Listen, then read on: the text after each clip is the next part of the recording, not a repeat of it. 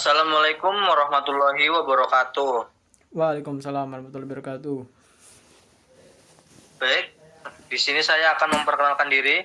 Perkenalkan, nama saya Agung Alfarisi.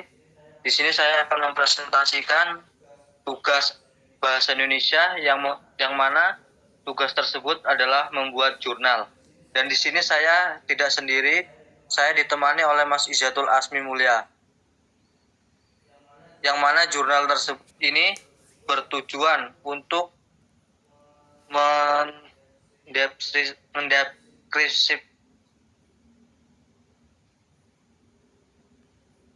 mendeskripsikan tentang sepak bola yang berjudul Survive Teknik Dasar Bermain Sepak Bola pada Sekolah Menengah Atas. Baik, di sini akan dijelaskan oleh Mas Izatul Asmi. Mari Mas Izatul. Ya, langsung saja saya bacakan dari abstrak. Penelitian ini bertujuan untuk langsung saja saya mulai dari abstrak.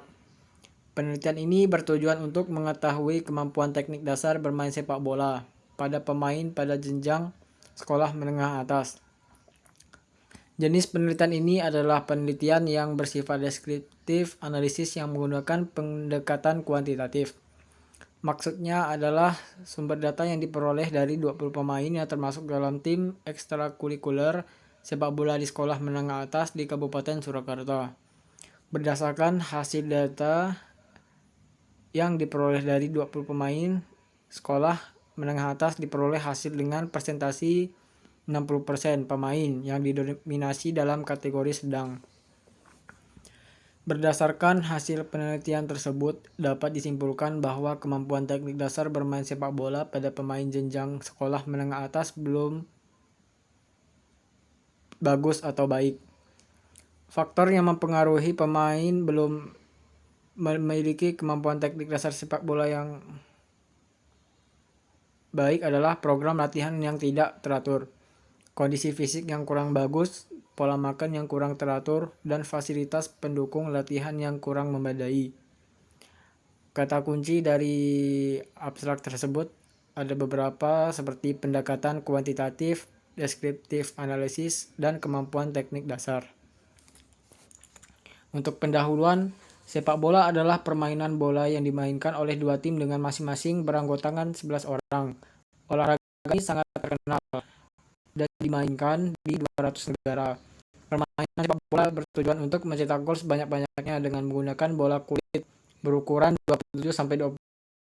Lapangan yang digunakan dalam permainan ini memiliki lebar 50-100 yard dan 100-300 yard.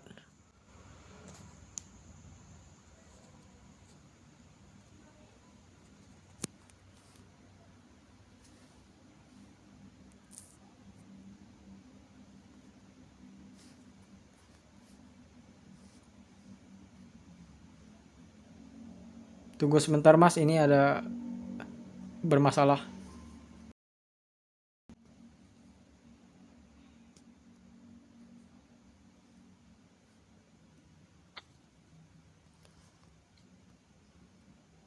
Mohon maaf karena tadi terkendala sinyal keluar sendiri. Saya lanjutkan.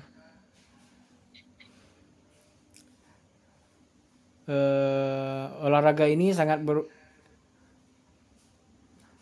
lapangan yang digunakan dalam permainan ini memiliki lebar 50-100 yard dan panjang 100-300 yard. Gawang tempat mencetak gol terletak di bagian ujung lapangan dengan dibatasi jaring berukuran tinggi 8 kaki dan lebar 24 kaki.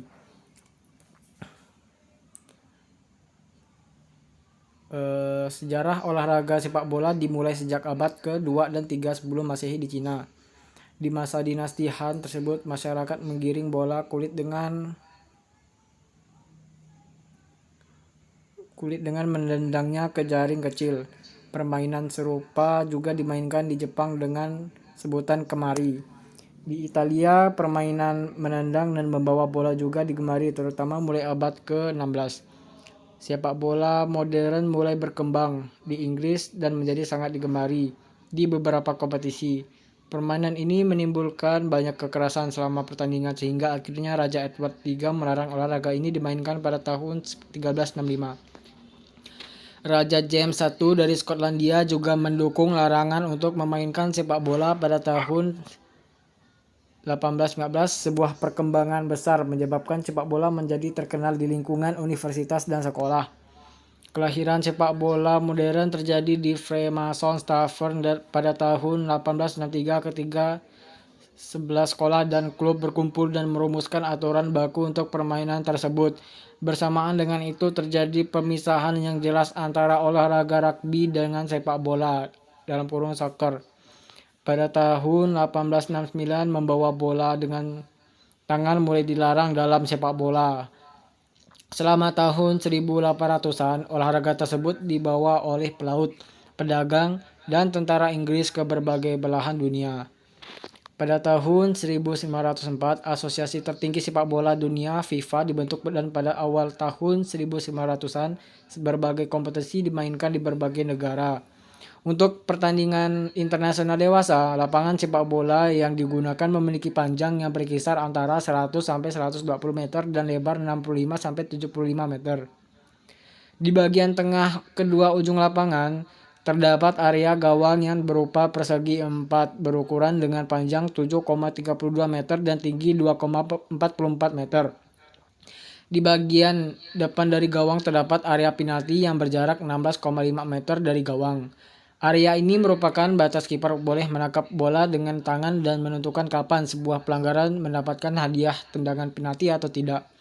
Lama permainan sepak bola normal adalah 2 kali 45 menit, ditambah istirahat selama 15 menit di antara kedua babak. Jika kedudukan sama imbang, maka diadakan perpanjangan waktu selama 2 kali 15 menit, hingga didapat pemenang. Namun jika sama kuat, maka diadakan adu penalti.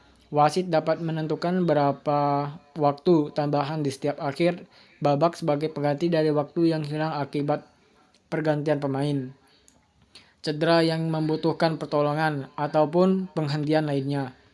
Waktu tambahan ini disebut sebagai injury time atau stop back time. Apabila pemain melakukan pelanggaran yang cukup keras, maka wasit dapat memberikan peringatan dengan kartu kuning atau kartu merah. Pertandingan akan dihentikan dan wasit menunjukkan kartu ke depan pemain yang melanggar.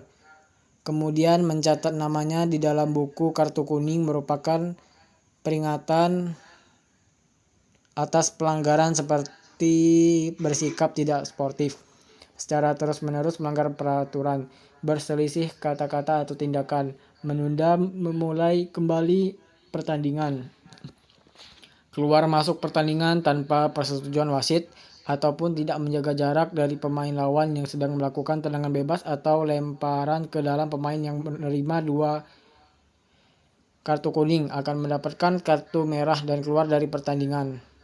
Pemain yang mendapatkan kartu merah harus keluar dari pertandingan tanpa bisa digantikan dengan pemain lainnya. Beberapa contoh tindakan yang dapat diganjar: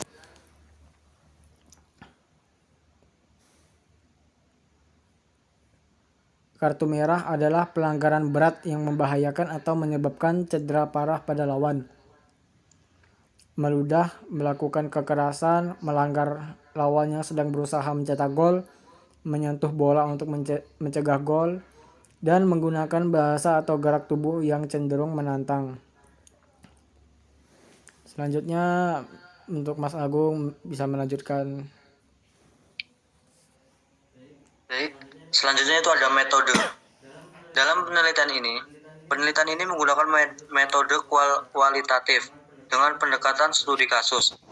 Bogdan dan Taylor dalam Meleong 1994 mendefinisikan metodologi kualitatif sebagai produsen penelitian yang menghasilkan data deskriptif berupa kata-kata tertulis atau lisan dari orang-orang dan perilaku yang dapat diamati. Secara khusus, pendekatan penelitian yang dipilih adalah studi kasus, karena peneliti rasa paling tepat menggunakan metode ini untuk memperoleh pemahaman yang mendalam tentang bagaimana gambaran kebermaknaan hidup pemain sepak bola Arema. Yin, dalam Booming 2005, menyatakan bahwa studi kasus adalah suatu inquiry empiris yang mendalami fenomena dalam konteks kehidupan nyata. Ketika batas antara fenomena dan konteks tak tampak secara tegas, Bunging 2005 menyatakan kelebihan studi kasus sebagai berikut. Studi kasus dapat memberikan informasi penting mengenai hubungan antar variabel serta proses-proses yang memerlukan penjelasan dan pemahaman yang lebih luas. Studi kasus dapat memberikan kesempatan untuk memperoleh wawasan mengenai konsep-konsep dasar perilaku manusia. Studi kasus dapat menyajikan data-data yang temuan-temuan yang sangat berguna sebagai dasar untuk membangun latar permasalahan bagi perencanaan penelitian yang lebih besar dan mendalam dalam rangka pengembangan ilmu-ilmu sosial. Selanjutnya hasil dan pembahasan. Yang pertama itu adalah nilai menggiring bola atau dribbling. Keterampilan menggiring bola siswa menengah atas. Terdapat kategori sampel antara lain. Yang pertama kategori baik, berjumlah 5 orang dari 20 jumlah sampel. Kategori cukup, berjumlah 5 orang dari 20 jumlah sampel. Kategori sedang, berjumlah 5 orang dari 20 jumlah sampel. Dan kategori kurang, berjumlah 5 orang dari jumlah 20 sampel. Yang kedua itu ada nilai tes shooting ke gawang. Keterampilan tes menendang tepat sasaran atau shooting siswa menengah atas. Terdapat beberapa kategori kemampuan sampel antara lain. Yang pertama, kategori baik, berjumlah 10 orang dari 20 jumlah sampel. Yang B, kategori cukup, berjumlah 5 orang dari 20 jumlah sampel. Yang C, kategori sedang, berjumlah 5 orang dari 20 jumlah sampel. Yang ketiga itu ada nilai tes mengoper bola atau passing. Keterampilan tes mengoper bola atau passing siswa menengah atas terdapat beberapa kategori kemampuan. Antara lain, A, kategori baik, berjumlah 8 orang dari 20 jumlah sampel. Yang B, kategori cukup, berjumlah 12 orang dari 20 jumlah sampel. Penutup. Berdasarkan analisis tingkat keterampilan teknik dasar bermain sepak bola, di sekolah menengah atas data yang berjumlah 20 orang disimpulkan siswa yang memiliki tingkat keterampilan teknik dasar bermain sepak bola dengan kategori baik, 23 dari 20 jumlah sampel. Sedangkan yang memiliki tingkat keterampilan teknik dasar sepak bola dengan kategori cukup, yaitu 22 dari jumlah 20 sampel. Dengan demikian keterampilan teknik dasar sepak bola sekolah menengah atas tergolong dalam kategori baik. Dan selanjutnya itu ada daftar pustaka yang mana bisa dicek untuk melihat data yang lebih akurat.